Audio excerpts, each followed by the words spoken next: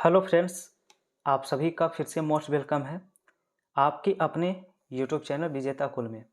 और साथियों, आज के इस वीडियो में हम बिहार सीजीएल 4 का नेक्स्ट प्रैक्टिस सेट डिस्कस करने वाले हैं और आज सेट नंबर 11 होने वाला है।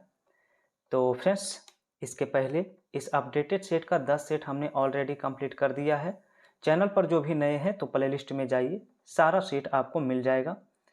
चलिए इसी के साथ शुरू करते हैं आज का पहला सवाल से वीडियो। आप लोग अपना आंसर कमेंट करते चलिए फटाफट। पहला सवाल से पहला सवाल है कि पदार्थ के तापमान में परिवर्तन के दौरान आपूर्ति की गई ऊष्मा ऊर्जा किस रूप में संग्रहित होती है। तो ये संग्रहित होता है आपका गतिज ऊर्जा के रूप में, गतिज ऊर्जा के रूप में संग्रहित होता है। ठीक है। दूसरा है कि निम्न में से कौन सा पुरातात्विक स्थल सिंधु घाटी की सभ्यता से संबंधित नहीं है। सिंधु घाटी की सभ्यता से संबंधित नहीं है। जो बालाथल लिखा हुआ है तो बालाथल इससे संबंधित नहीं है। क्वेश्चन 3 है, भीमराव अंबेडकर का जन्म कब हुआ था बताइए। भीमराव अंबेडकर का जन्म तो 14 अप्रैल 1891 ईस्वी को इनका जन्म होता है।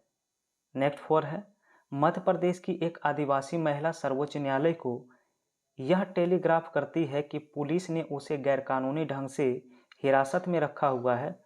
सर्वोच्च न्यायालय निम्न में से कौन सा रिट जारी करेगा ताकि महिला कल्याण हो सके।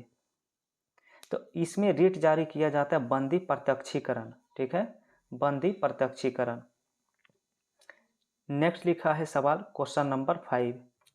तो क्वेश्चन नंबर 5 है कि कॉर्क कोशिकाओं की भित्ति पर जमा हुआ पदार्थ क्या कहलाता है। तो वह पदार्थ जो होता है उसे सुबेरिन कहा जाता है। सुबेरिन ऑप्शन बी में है। नेक्स्ट है, निकट दृष्टि दोष के निवारण के लिए किस लेंस का उपयोग किया जाता है। निकट दृष्टि दोष को निवारण के लिए जो लेंस उपयोग किया जाता है वो है आपका अवतल लेंस। वहीं दूर दृष्टि देश में उत्तल लेंस का यूज किया जाता है। ठीक है। चलिए नेक्स्ट क्वेश्चन आप सभी का जो है 7 नंबर सवाल से बताना है राइट आंसर। 7 में कहा गया संगमरमर का रासायनिक फार्मूला क्या है। संगमरमर, चलिए ये सवाल तो सबसे सही होना चाहिए क्योंकि ये कई बार बता चुके हैं। 7 का ऑप्शन ए हो जाएगा, यानी कैल्शियम कार्बोनेट।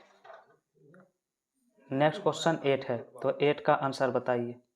क्वेश्चन नंबर 8 में लिखा हुआ है कि निम्न में से कौन सा योगात्मक बहुलक है।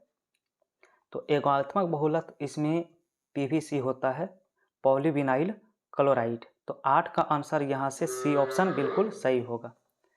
क्वेश्चन 9 है, कंप्यूटर की अस्थायी मेमोरी का नाम बताइए क्या है। तो यहाँ पर आपका रोम हो जाता है रीड ओनली मेमोरी, ये अस्थायी मेमोरी होता है। नेक्स्ट क्वेश्चन है, सर्वोच्च न्यायालय और उच्च न्यायालय के न्यायाधीश को पद से कौन हटाता है। तो पद से हटाता है राष्ट्रपति यदि दोनों सदन द्वारा प्रस्ताव पारित करते हैं। नेक्स्ट है, प्रथम चुनाव आयुक्त कौन थे। पहले चुनाव आयुक्त, तो आंसर याद रखिएगा सुकुमार सेन पहले चुनाव आयुक्त थे। नेक्स्ट क्वेश्चन 12 नंबर सवाल होगा, बताइए। क्वेश्चन 12 दिया है कि निम्न में से कौन से वृक्ष में अपस्थानिक मूल पाई जाती है। अपस्थानिक मूल जो पाई जाती है वो बरगद के वृक्ष में होता है। ऑप्शन डी यहाँ से सही हो जाएगा। नेक्स्ट है, मानव ने सबसे पहले किस धातु का उपयोग किया था। सबसे पहले जो उपयोग की जाने वाली धातु थी वो था तांबा, और तांबा ऑप्शन ए में दिया गया है। नेक्स्ट क्वेश्चन 14 होने वाला है। कहा गया है कि किस घटना को द्वितीय विश्व युद्ध का ड्रेस रिहर्सल कहा जाता है। तो द्वितीय विश्व युद्ध का ड्रेस रिहर्सल के नाम से इसमें स्पेन का गृह युद्ध आता है। ठीक है। Question number 15। क्वेश्चन है, निम्न में से विषम को चुनिए। विषम इनमें से कौन सा है। तो लोहार, दर्जी, नाई और बढ़ाई दिया गया है। तो 15 का राइट आंसर जो है ऑप्शन सी हो जाता है, नाई इसमें क्या है तो अलग है। ठीक है। क्वेश्चन नंबर 16 दिया गया है। क्वेश्चन है, कार्बोनिक अम्ल का फार्मूला बताइए क्या है। कार्बोनिक अम्ल का फार्मूला यहाँ पर पूछा है तो याद रखिएगा CH3COOH राइट आंसर हो जाता है ऑप्शन बी। नेक्स्ट क्वेश्चन 17 में सूची 1 और सूची 2 को मिलाना है। चलिए, एक तरफ मुहावरा दिया गया है, दूसरे तरफ उसका अर्थ पूछा गया है। तो फ्रेंड्स यहाँ पर ऑप्शन सी करना सही होगा। ठीक है, आप बिल्कुल मिला सकते हैं ऑप्शन सी। चलिए नेक्स्ट क्वेश्चन 18 होने वाला है। 18 नंबर सवाल है कि निम्न में से कौन सा युग्म सही नहीं है बताइए। तो इनमें से जो सही नहीं है वो बताना है जो सही नहीं है। तो यहाँ पर आप सी में देखेंगे जो सिराको कनाडा दिया गया है इसका मैच सही नहीं है, तो इसका राइट आंसर जो होता है ऑप्शन नंबर सी हो जाता है। ठीक है, चलिए नेक्स्ट क्वेश्चन 19 है। दक्षिण भारत में मंदिरों के आकर्षक द्वार को क्या कहा जाता है। दक्षिण भारत के आकर्षक जो द्वार होते हैं तो उसे गोपुरम के नाम से जानते हैं। यहाँ से ऑप्शन बी होगा। क्वेश्चन नंबर 20 नंबर सवाल है, वायुमंडलीय परत जो सूर्य के पराबैंगनी किरण से हमारी रक्षा करते हैं इनमें से वह मंडल कौन सा है। तो वो मंडल आपका होता है क्षोभ मंडल। याद रखिए क्षोभ मंडल यहाँ से राइट होगा।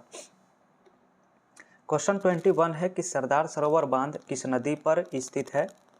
तो सरदार सरोवर बांध जो बनाया गया है नर्मदा नदी के ऊपर, ऑप्शन सी। नेक्स्ट लिखा है निम्न में से किस उपकरण का उपयोग किसी तरल पदार्थ के विशिष्ट गुरुत्व को मापने के लिए किया जाता है। तो विशिष्ट गुरुत्व को मापने के लिए इसमें हाइड्रोमीटर का यूज किया जाता है। नेक्स्ट सवाल है 23, लिखा हाइड्रा में मुकुलन की प्रक्रिया संतानों में आनुवांशिक स्थिरता कैसे सुनिश्चित करती है। तो 23 नंबर सवाल का ऑप्शन बी याद रखना है। हाइड्रा में मुकुलों का उद्भव समसूत्री विभाजन से होता है। और अगला देखेंगे 24 है, स्थानीय पवन एवं प्रवाह क्षेत्र में कौन सुमेलित नहीं है इनमें से। 24 के लिए ऑप्शन नंबर बी करना सही होगा। मिस्ट्रल ऑस्ट्रेलिया जो दिया है वो यहाँ पर सुमेलित नहीं है। ठीक है, तो यहाँ पर आप सभी का राइट आंसर बी होता है। नेक्स्ट सवाल है, सिक्किम भारत एवं चीन के मध्य एक दूसरे से जुड़े हैं। सिक्किम और चीन जो है वो किससे जुड़ा हुआ है। तो नाथुला दर्रा। कौन सा, नाथुला दर्रा इसका राइट होगा।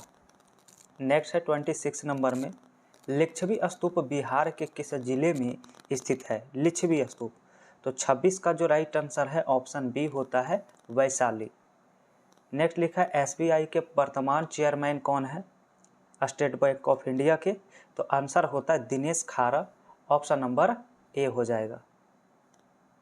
क्वेश्चन नंबर 28 है, लिखा है दाफला एवं सिंहपो जनजातियां निम्न में से किस प्रदेश में पाई जाती है। तो देखिए दाफला जो पाई जाती है जनजाति वो अरुणाचल प्रदेश में पाई जाती है। अरुणाचल प्रदेश राइट आंसर होगा। नेक्स्ट है 13वीं शताब्दी में बंगाल के प्रांतपति गयासुद्दीन ने किससे युद्ध किया था। तो 29 का आंसर यहाँ पर याद रखिएगा तिरहुत के राजा से। किससे, तिरहुत के राजा से। नेक्स्ट है निम्न में से कौन सा वेद धार्मिक अनुष्ठान की पद्धतियों का उल्लेख करता है। तो 30 के लिए राइट आंसर याद रखिए यजुर्वेद। क्या होगा, यजुर्वेद। नेक्स्ट है 31 क्वेश्चन है, निम्न में से किस भारतीय शासक ने आधुनिक तर्ज पर विदेशों में अपना दूतावास खोला था। तो विदेशों में जो दूतावास खोला गया था वो टीपू सुल्तान के द्वारा। टीपू सुल्तान यहाँ से सही होगा। नेक्स्ट है मानव रक्त का पीएच मान। देखिए मानव रक्त बहुत ही इंपॉर्टेंट है। मानव रक्त क्षारीय प्रकृति की होती है जिसका पीएच मान 7.4 होता है। नेक्स्ट है इनमें से सार्क का सदस्य कौन है। सार्क, तो यहाँ पर 33 का आंसर याद रखिए मालदीव जो है, मालदीव सार्क का बिल्कुल सदस्य है। तो ऑप्शन यहाँ से ए हो जाएगा राइट आंसर। और सार्क की स्थापना कब हुई थी। तो याद रखिए 1985 में। भारत भी इसका सदस्य है।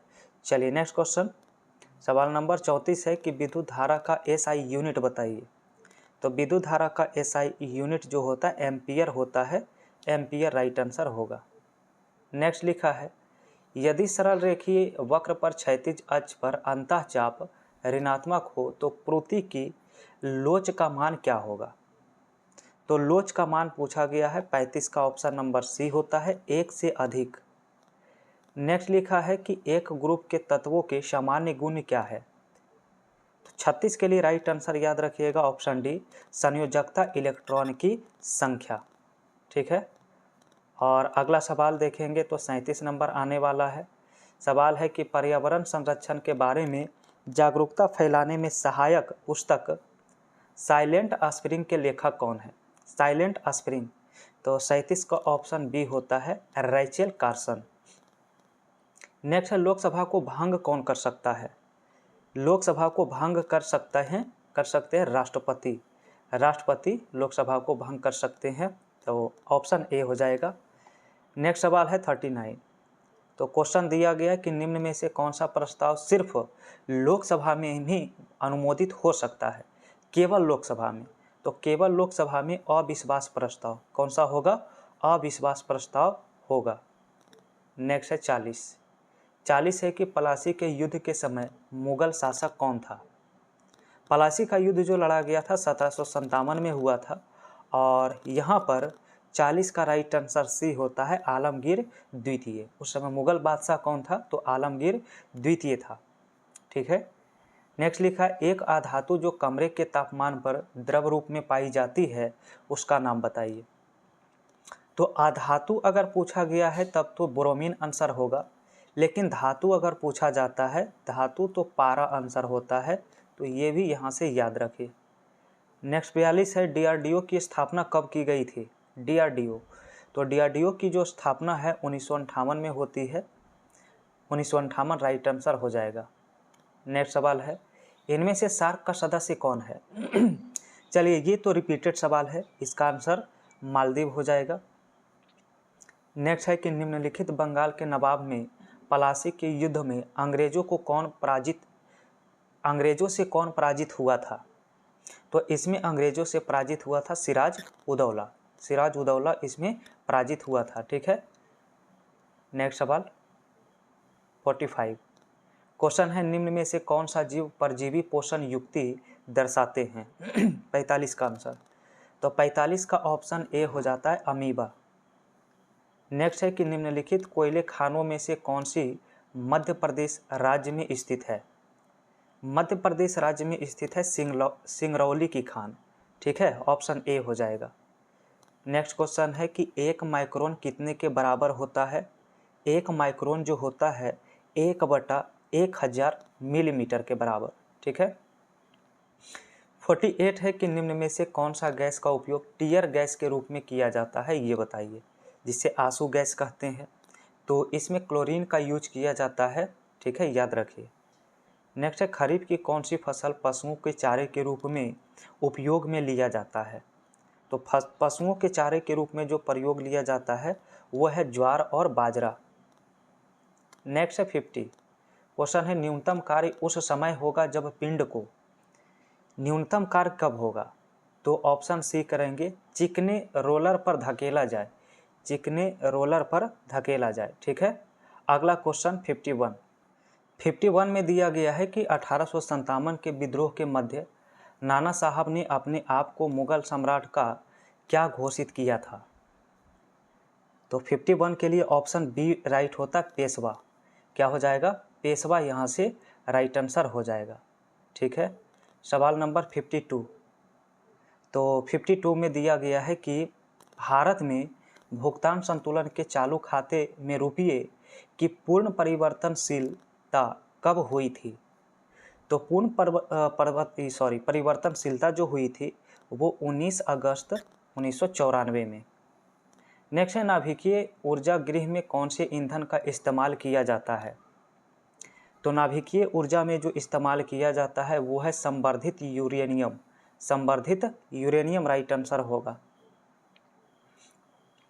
नेक्स्ट है 54 क्वेश्चन है बीपीएल श्रेणी से संबंधित वरिष्ठ नागरिक के लिए भौतिक सहायता तथा असिस्टेंट लिविंग डिवाइस उपलब्ध कराने की कौन सी योजना है?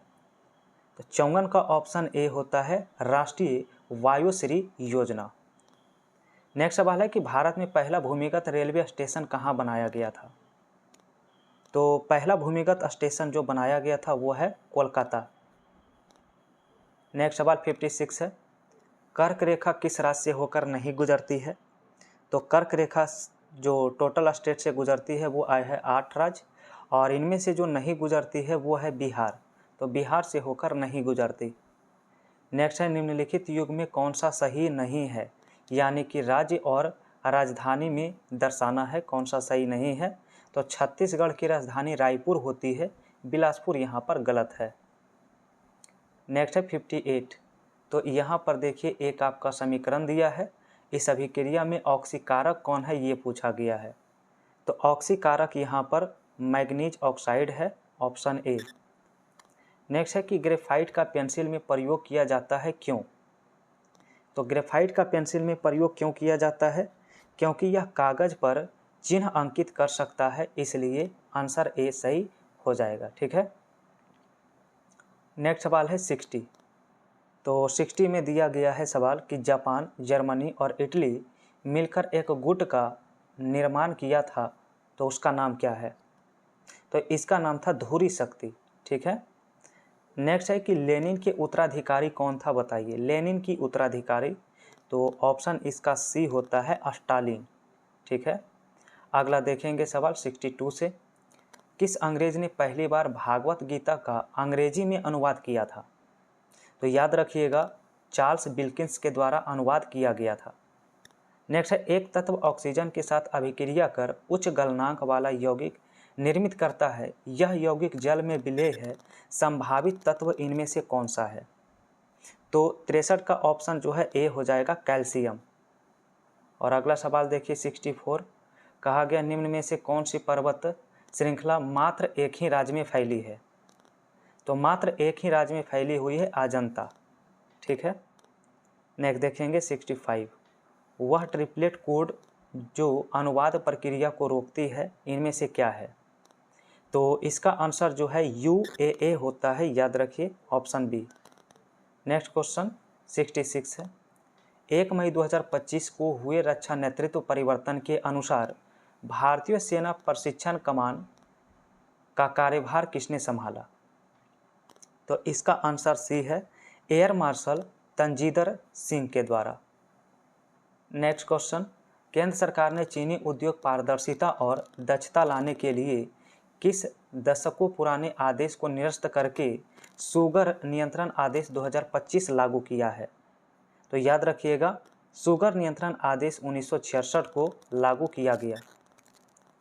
नेक्स्ट 68 है, सवाल है ड्यूश बैंक स्टीफन शेफर को भारत स्थित अपने वैश्विक क्षमता केंद्र का नया मुख्य कार्यकारी अधिकारी नियुक्त करने के संबंध में कौन सा कथन गलत है। देखिए गलत कथन पूछा गया है तो इसमें आपको पूरा ऑप्शन देखना है और ऑप्शन सी इसमें गलत है। ठीक है। ड्यूश इंडिया GCC की स्थापना 2010 में हुई थी, जिसका उद्देश्य विश्व में ड्यूश बैंक के कारोबार और बुनियादी ढांचे को समर्थन देना था।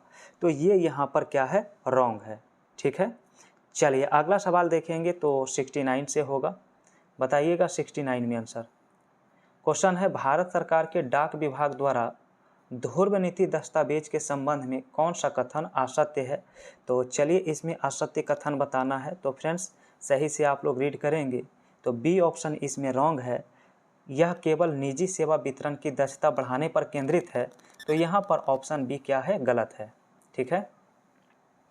और अगला सवाल 70 है, जिसमें लिखा है धनुष और AT-AGS तोपों के संबंध में क्या असत्य है।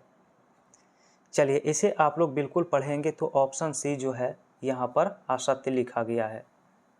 71 क्वेश्चन है भारत जापान साझेदारी के तहत मुंबई अहमदाबाद बुलेट ट्रेन परियोजना किस उन्नत तकनीक का उपयोग किया जा रहा है। तो 71 का राइट आंसर जो है ऑप्शन सी होता है, जापानी शिकानसेन तकनीक का इसमें उपयोग किया जा रहा है। ठीक है। नेक्स्ट सवाल है कि भारत का पहला अत्याधुनिक नेशनल बायो बैंक कहाँ